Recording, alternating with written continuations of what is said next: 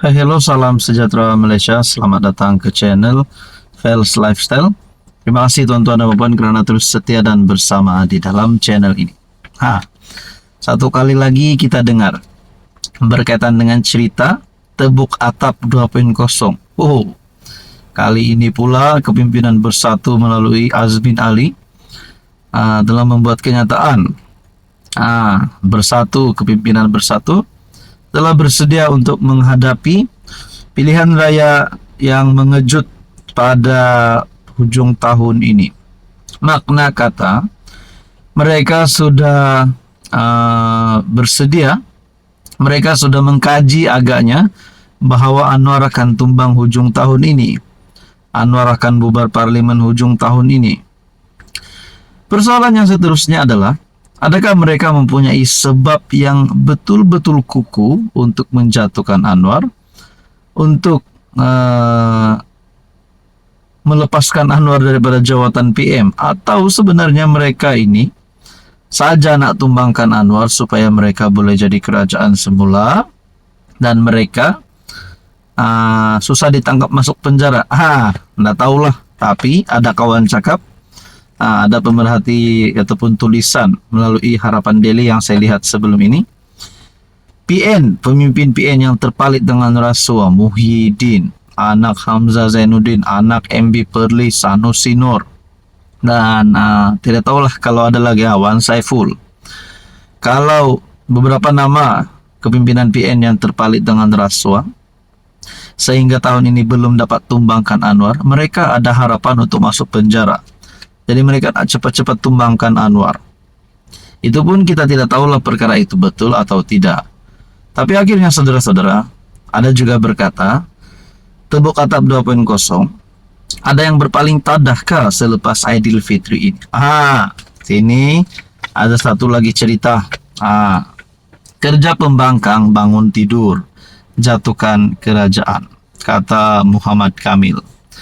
Kerajaan tidak akan melayan gimik politik murahan pembangkang berhubung PRU mengejut hujung tahun ini. Setiausaha politik Menteri Keuangan Muhammad Kamil Abdul Munim berkata, masih banyak perkara perlu diberi tumpuan dalam kerajaan ketika ini, terutama hal berkaitan pemulihan ekonomi, quality integrity dan keupayaan dalam pentadbiran. Kalau PN terus bercita-cita dengan Tebuk Atap, silakan. Kerana kita tak ada masa nak layan kelompok yang macam ini. Alamak, malunya. Ini adalah satu tamparan padu untuk kepimpinan PN, terutamanya Azmin, Muhyiddin Yassin. Lagipun isu PRU ini bukan baru. Sebelum ini, kata April, kemudian Ogos, lepas puasa dan sebagainya.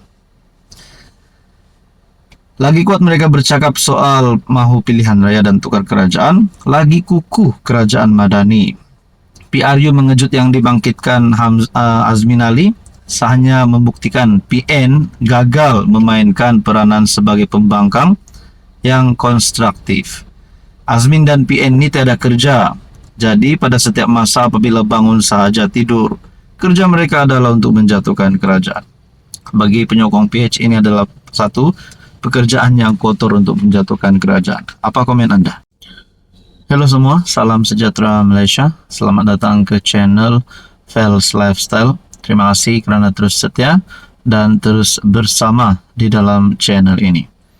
Saudara-saudara, tuan-tuan dan puan-puan, kepada penyokong PHBN, penyokong UMNO, penyokong Zahid, penyokong Anwar, ini satu kejutan di mana salah satu kepimpinan di dalam UMNO yang kita dapat lihat antara yang kerap kali mengeluarkan kenyataan di media sosial, apatah lagi jika itu melibatkan Melayu dan Islam. Saudara-saudara, tuan-tuan dan puan, berkaitan dengan beberapa kenyataan-kenyataan Ketua Pemuda UMNO Akmal Saleh yang sehingga membuatkan mungkin menjadi satu isu ataupun mungkin hanya perbalahan di antara kepimpinan DAP dan Akmal Saleh sendiri. Sebelum ini beberapa isu yang menyentuh sensitivity Akhirnya Akmal Saleh membuat kenyataan. Jadi saudara-saudara, di dalam satu persoalan yang ditimbulkan sebelum ini, adakah Akmal Saleh akan dipecat karena kenyataannya mungkin akan membawa kepada satu pembawaan yang buruk ataupun penerimaan yang buruk daripada kepimpinan DAP dan penyokong PH. Dalam satu komen yang saya lihat, kalau UMNO mahu selamat dalam PRU 16, Akmal Saleh harus dipecat. Sebab Akmal Saleh, rakyat bukan Melayu tidak akan mengundi UMNO, begitu juga rakyat Sabah Sarawak tidak akan mengundi UMNO PRN Sabah ini kerana rakyat kedua negeri tidak akan terima pemimpin sombong seperti Akmal Saleh yang hanya mementingkan diri. Kalau Akmal Saleh jadi pemimpin negara ini, akan hancur Malaysia. Lebih baik dia dipecat dari sekarang sebelum PRU 16 kalau UMNO mahu maju. Itu menurut salah satu komen di dalam channel ini berkaitan dengan persoalan yang ditimbulkan. Adakah Akmal Saleh boleh dipecat? Jadi saudara-saudara, tuan-tuan dan puan, adakah dengan kelantangan Akmal Saleh sebenarnya bukan memberi kelebihan kepada UMNO, tetapi sebaliknya akan memakan diri dan mungkin menjadikan itu kepada perpecahan di antara kerajaan perpaduan? Saya pun tak tahulah apa akan berlaku selepas ini. Apa komen Anda? Hai, hello, salam sejahtera Malaysia. Selamat datang ke channel Fearless Lifestyle. Terima kasih kerana terus setia dan terus bersama di dalam channel ini.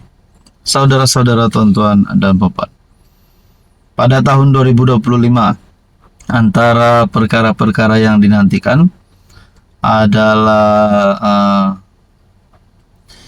tarik pilihan raya negeri Sabah, dan antara yang dinantikan juga siapa yang akan menang pada PRN tersebut, dan seterusnya pula siapa Ketua Menteri Sabah yang seterusnya. Adakah Haji Jinor hari ini yang memegang jawatan Ketua Menteri Sabah mampu untuk bertahan di sebalik isu skandal rasuah yang juga menyebut nama beliau sendiri? Saudara-saudara, tuan-tuan dan puan, pada akhirnya ada satu kejutan, warisan. Di dalam channel ini terdapat beberapa komen yang setelah terima. Mereka sah melantik Shafie Apdal sebagai Ketua Menteri Sabah yang baru. Kementerian Netizen, penyokong Shafie Apdal, penyokong warisan mahu Shafie Apdal menjadi Ketua Menteri Sabah yang baru. Berkaitan dengan skandal Sabah, ini satu keputusan terkini warisan. Dan mungkin mungkin boleh menjadi satu penanda aras bahwa warisan layak untuk sekali lagi menjadi kerajaan negeri. Kita pun tak tahu. Warisan hentam DAP, Gesa Arifin berunduh. Kali ini DAP Sabah pula disebut.